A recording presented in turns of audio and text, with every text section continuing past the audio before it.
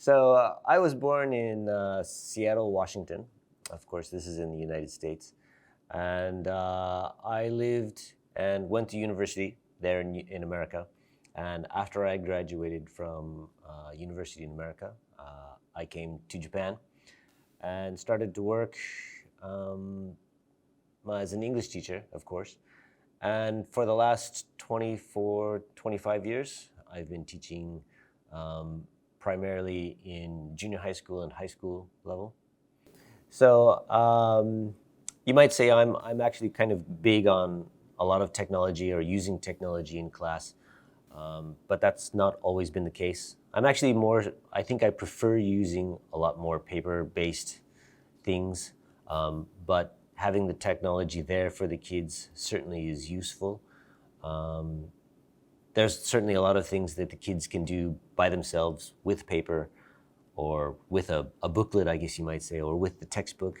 But I think also that's kind of limited. So it's a good thing that technology has developed enough where schools can bring these kinds of ideas or bring these kinds of things into the class, like iPads, of course, whiteboards, projectors, and now we also have Chromebooks. These are all really, really great things for the kids, not just for the teachers. The kids themselves are not limited to just what's the information that's just in front of them, meaning like in a textbook. A lot of times I can ask the kids to go and research something or to look something up. And this is all kind of part of their own thinking, I guess you might say, or their own movement towards getting more information or getting enough information, I guess you might say. Trying to get them to think as critically as possible, thinking, oh, what is this? I wonder why this is this way. Oh, well, let me check, rather than just having these kind of open-ended questions and no answers.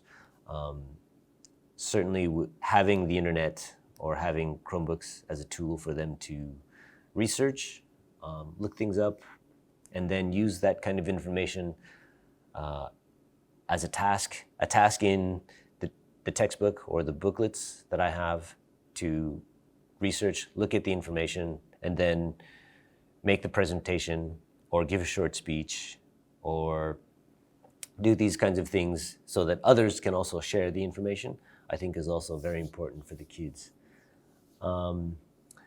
Classes have definitely moved from, going online with the kids has been certainly a challenge for a lot of the teachers and certainly for the kids as well.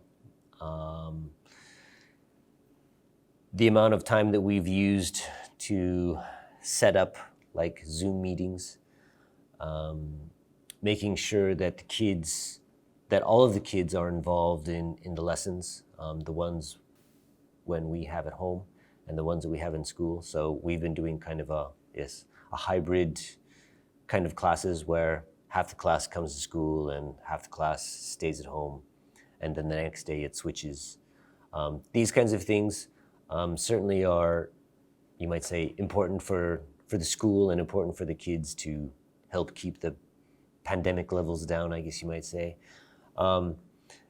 Of course, it's been a challenge, but I think the kids actually have responded quite well. This is a good chance for us and the kids as well to work or use Google Classroom.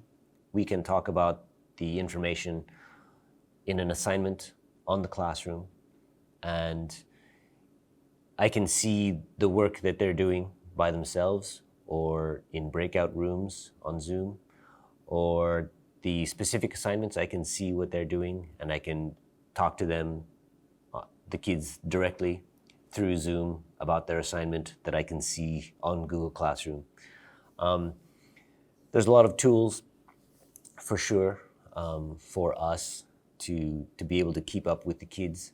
And like I said, I think a lot of the kids have responded quite well to say, okay, if you have questions, you can use the chat, you can speak up, you can write me a comment on the assignment.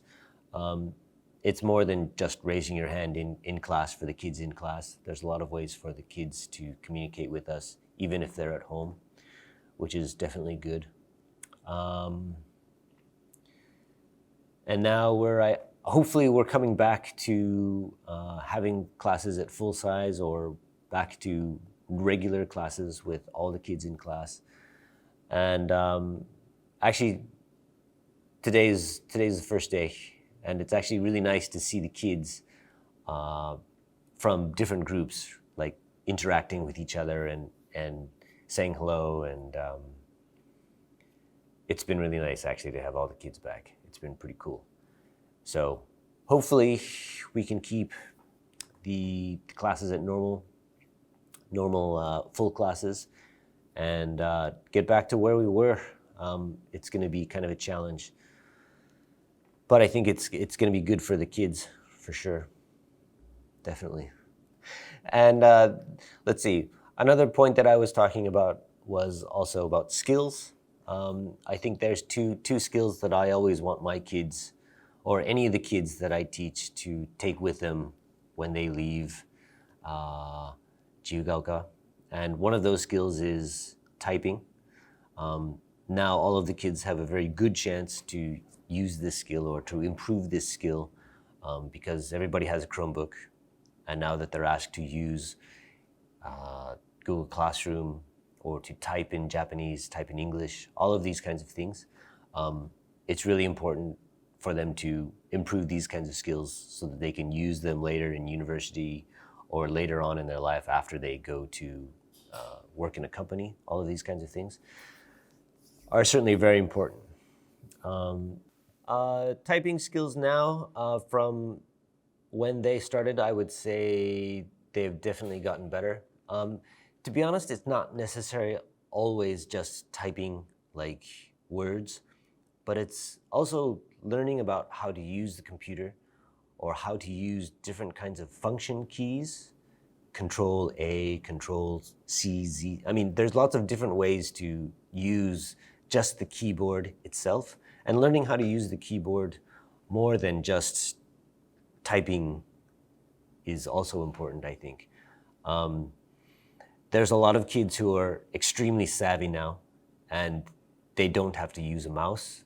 They can do all of the functions just using keyboard functions, which is sometimes faster than having one hand on the mouse and another hand trying to find things. If you can do both, then definitely your working through tasks and completing a task is going to be much faster, that's for sure.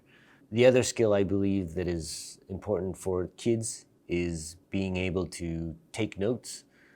So listen to what somebody is saying and take notes simultaneously will definitely be one skill that they can take with them anywhere they go. After the fact of losing information or having to ask for, can you say that again, kind of thing, sometimes isn't always the best way, and sometimes isn't always the most effective way. Learning how to catch parts of whatever the conversation is, or the important parts of the conversation is. Yeah, taking notes has definitely changed too.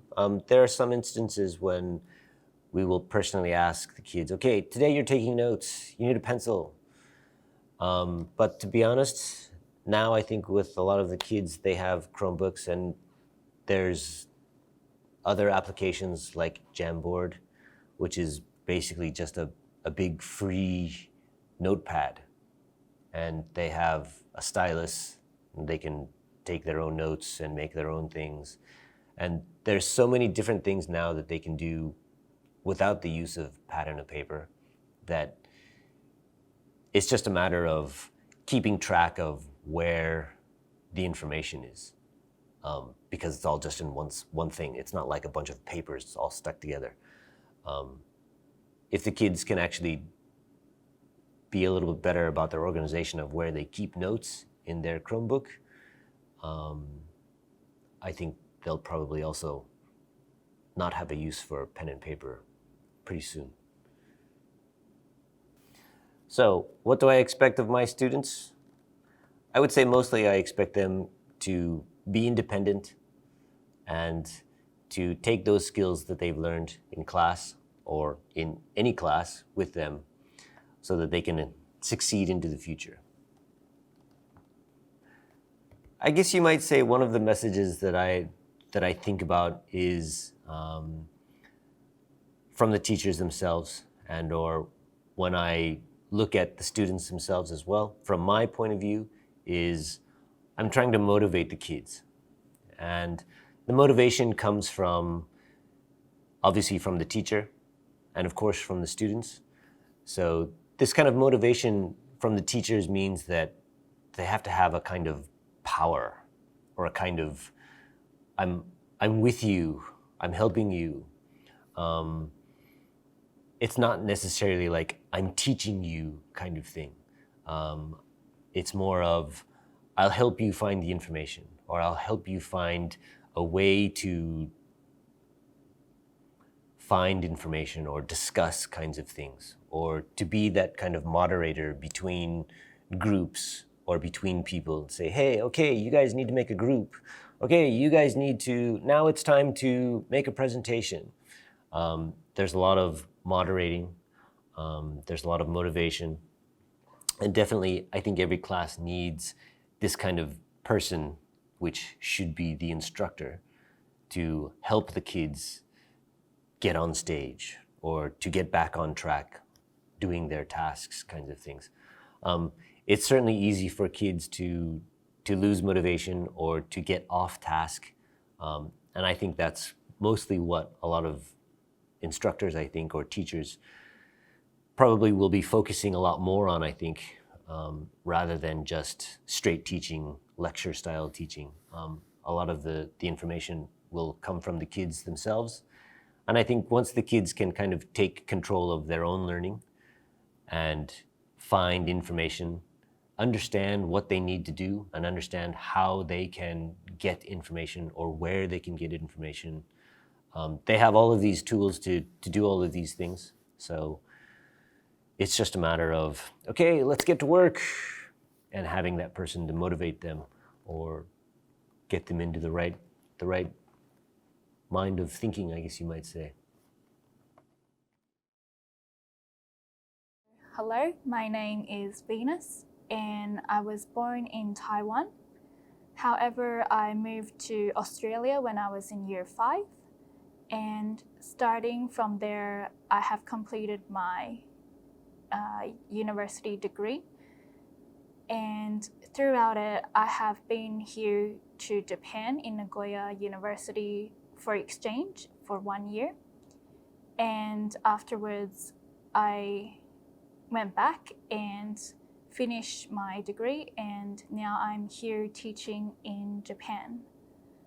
I'm grateful that now I'm here in Japan, and within the last semester of teaching here, it's great to know the students and also the staff member here a lot more. And it's also very nice that they're able to help me at the times which I need. I also am glad to see that the students are beginning to enjoy English a lot more, especially with the lesson plans that I make. I try to incorporate what the textbook has, however, also wanting the students to think outside of the box, to enable them to think critically. And my aim is to help them to love English a lot more and be able to utilize their English skills not only in academic life, but also when they finish and possibly in their future job as well.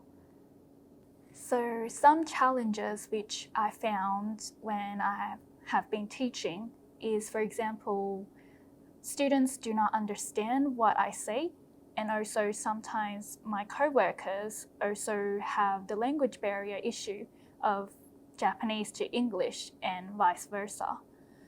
So I try to use this opportunity either to practice my Japanese more and also try to explain in English a lot slower and in easy sentences so that my students and coworkers are able to understand me a lot better.